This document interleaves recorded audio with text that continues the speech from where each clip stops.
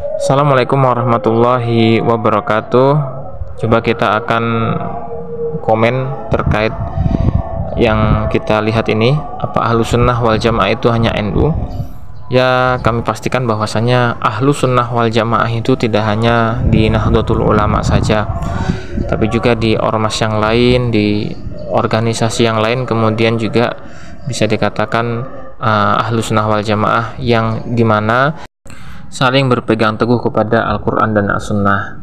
Al-Quran dan As-Sunnah, kemudian juga kiblatnya sama ya, ke Ka'bah, lalu kemudian sholatnya pun sama, lalu sembelihannya pun sama. Itu adalah saudara kita yang kemudian Ahlus Sunnah wal Jamaah. Adapun saudaraku yang dirahmati Allah Subhanahu wa taala, orang yang Ahlus Sunnah wal Jamaah tidak kemudian mengkafirkan orang yang melakukan dosa besar. Nah, itu salah satu dari ciri-cirinya.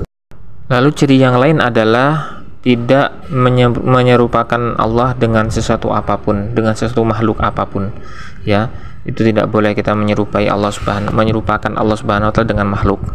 Kemudian ciri yang selanjutnya adalah ia tidak melaknat para sahabat Nabi.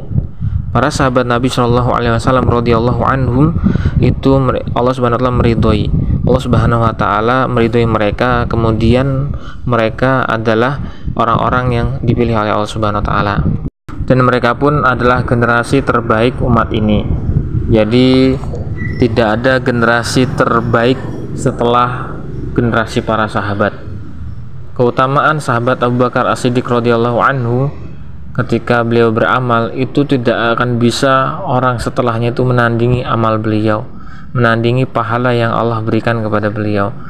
Apalagi kita sandingkan dengan sahabat Utsman bin Affan radhiyallahu anhu. Masya Allah, sahabat Utsman bin Affan radhiyallahu anhu itu sampai saat ini wakafnya itu masih tetap berjalan, wakafnya tetap mengalir sehingga pahalanya tetap mengalir kepada beliau. Ini keutamaan yang luar biasa yang Allah berikan kepada para sahabat Nabi Shallallahu Alaihi Wasallam, sehingga kita meyakini bahwasanya sahabat Nabi Shallallahu Alaihi Wasallam mereka adalah orang-orang yang kemudian diridai oleh Allah. Jangan sampai kita melaknat atau membenci salah satu saja dari sahabat Nabi. Maka kalau sudah membenci salah satu saja dari sahabat Nabi, boleh dipastikan bahwasannya ia dalam kondisi yang tersesat.